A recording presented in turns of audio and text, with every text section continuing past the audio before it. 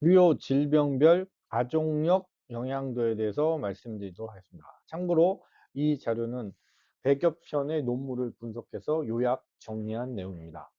자, 먼저 순환기 대사질환에 대해서 말씀드리도록 하겠습니다. 여기에는 관상동맥, 당뇨병, 고혈압에 대해서 나와 있습니다. 유전적인 측면에서는 중간이나 높게 되어 있습니다. 각각 살펴보면 관상동맥의 질환에 대해서는 유전력이 60%까지 높게 되어 있고요. 그리고 형제, 자매가 있을 때는 리스크가 200배에서 400배, 그러니까 2배에서 4배가 높은 영향을 보여주고 있습니다. 두 번째로 당뇨병에 대해서는 유전적 영향이 거의 70%에 가깝게 있습니다. 그리고 당뇨는 형제 자매가 있을 경우는 일반인보다 2배에서 3배 반까지 높게 되어 있습니다. 이런 것들이 어, 좌우되는 것들이 여기 보시는 것처럼 이제 생활 습관이 굉장히 중요하게 여겨지고 있습니다. 고혈압도 역시 마찬가지로 혈압에 관련돼서 1.5배에서 2.5배에 놓습니다. 이렇게 순환기 대사질환 우리 혈관 온몸에 걸쳐서 있기 때문에 이 약을 먹는 것은 그 당장은 괜찮습니다. 그러나 10년, 20년을 복용할 때는 반드시 합병증이 발생하게 되는 것입니다. 그래서 이런 합병증이 반드시 발생하기 때문에 이런 질환이 있을 경우 우리가 식습관을 조절을 반드시 해야 되고, 그리고 미래에 이런 것들을 대비하는 보장도 반드시 점검을 해 줄 필요가 있습니다. 다음으로 우리나라에서 가장 사망 원인 1위인 암에 대해서 살펴보도록 하겠습니다. 암의 경우 유방암, 특히 여성에서는 유방암, 난소암, 그렇죠? 그리고 자궁암 이런 부분이 호르몬의 영향을 받고 있죠. 그래서 이 부분에 대해서는 유전적은 보통이지만 어떻게 해요? 형제, 자매가 있을 경우에는 2배에서 3배 정도 높게 되어 있습니다. 유방암 특히 이제 브라카 유전자가 있을 때는 리스크가 굉장히 높게 나타나고 있습니다. 전립선암의 경우에는 이제 남자분들은 보통이지만 이제 전립선의 경우 2배에서 3배 정도 형제자매 있을 때는 높습니다. 그리고 아버지, 형제가 둘 다 있을 경우 굉장히 높게 나타나고 있죠. 이게 전립선의 경우는 이제 전이 뼈전이나 많이 되기 때문에 우리 중립자 치료에 가장 먼저 우리나라에서 도입되고 치료가 되고 있는 암의 종류입니다. 대장암의 경우는 우리나라가 이제 아시아에서 대장의 길이가 깁니다. 그래서 우리나라가 세계에서 대장암 발병률 1위가 되는 것입니다. 그래서 대장암은 유전적 영향은 적지만 반면에 이제 식습관에 관련된 형제 자매가 있을 때는 2배에서 3배 정도 높습니다. 특히 50세 이전에 발병한 가족력이 있다면 매년 철저하게 잘 조사를 해볼 필요가 있습니다. 대장암의 경우에는 이제 린치증으로서 유전적으로 암의 영향을 많이 받는 암으로 나타나 있습니다. 그래서 밑에 보시면 린치증으로서 대장암, 자궁내막암, 난소암, 위암, 췌장암, 요로암, 담도암, 뇌종양 등은 유전적 영향을 많이 받기 때문에 이 부분 특히 잘 점검해 볼 필요가 있습니다. 폐암의 경우는 우리가 흔히 잘 알듯이 흡연이 영향이 가장 큽니다. 그러나 여성분들에게서는 간접 흡연뿐 아니라 여성분들 요리할 때 가스불이나 이렇게 1급 발암물질에 접촉되는 경우가 많기 때문에 여성분들도 꽤 많이 발병을 되고 있습니다. 다음으로는 호흡기 면역 질환을 살펴보도록 하겠습니다. 천식, 저희가 다 알듯이 천식의 경우에는 유전적 경우가 거의 70%까지 굉장히 높습니다. 그리고 가족력도 2.5배, 3.5배 굉장히 높게 나타나고 있습니다.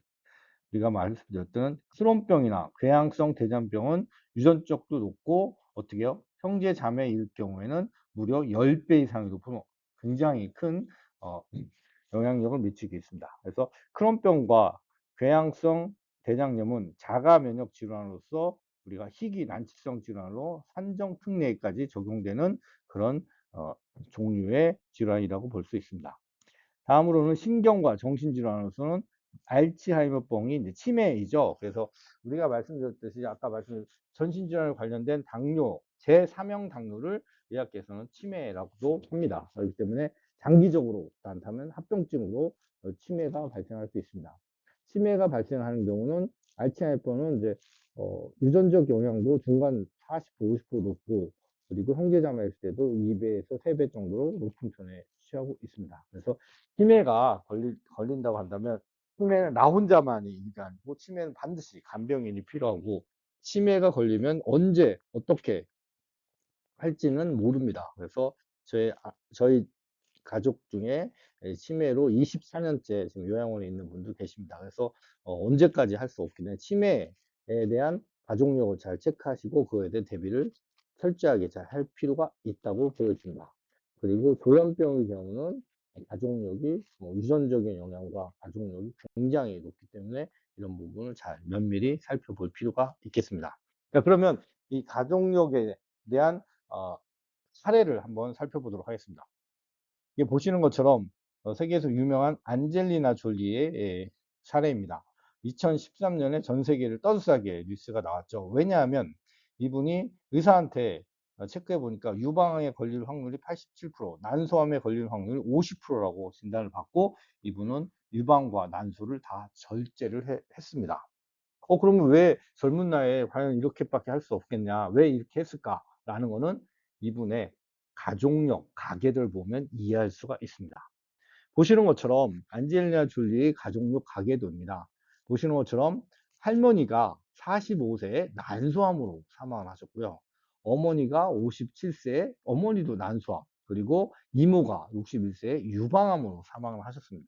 그래서 이 가족력을 보고 그리고 본인이 의사한테 그 확률을 분석해 보니까 87%, 50%가 넘기 때문에 이른 나이에 40세에 유방과 난소를 절제하게 되었습니다. 그래서 안젤리나 졸리의 모계의 유방암, 난소암의 가족력을 보면 우리가 가족력이 얼마나 현실적으로 리스크가 있는지를 알 수가 있습니다. 유방암에 대해서도 가족력을 한번 살펴보도록 하겠습니다. 이 유방암 가족력을 살펴보면 어머니나 자매 중에 한 명이 유방암에 걸리면 내가 걸릴 발생 확률이 2배에서 3배가 높습니다. 그런데 어머니와 자매가 모두가 유방암이면 내가 유방암에 걸릴 확률이 무려 8배에서 12배가 높습니다. 그래서 가족력과 유방암의 상관계는 엄청나게 상당히 높은 걸로 분석이 되고 있습니다. 자, 그렇다면 나의 가족력 가계도는 어떨까요? 이 부분을 우리는 살펴볼 필요가 있습니다. 이 가족력 가계도를 통해서 우리가 5년, 10년, 20년 뒤에 우리 건강을 미리 예측할 수가 있겠습니다.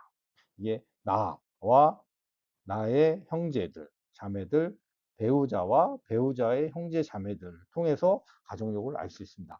나의 자녀들, 그리고 나의 부모님, 그리고 배우자의 부모님, 이렇게 가족력을 체크해 보면 여기에서 유전적인 영향과 가족력 같이 식습관을 같이 했기 때문에 이 부분이 가장 크게 영향력을 주고 있습니다. 그래서 이런 부분을 종합적으로 살펴보고 이런 부분에 리스크가 있다고 한다면 건강관리에 특히 더 유념을 하셔야 되고, 그리고 이거에 대해서 보장을 특별히 더 점검을 하고 그 부분을 더 강화하고 이런 부분이 꼭 필요한 항목이라고 말씀드릴 수 있습니다.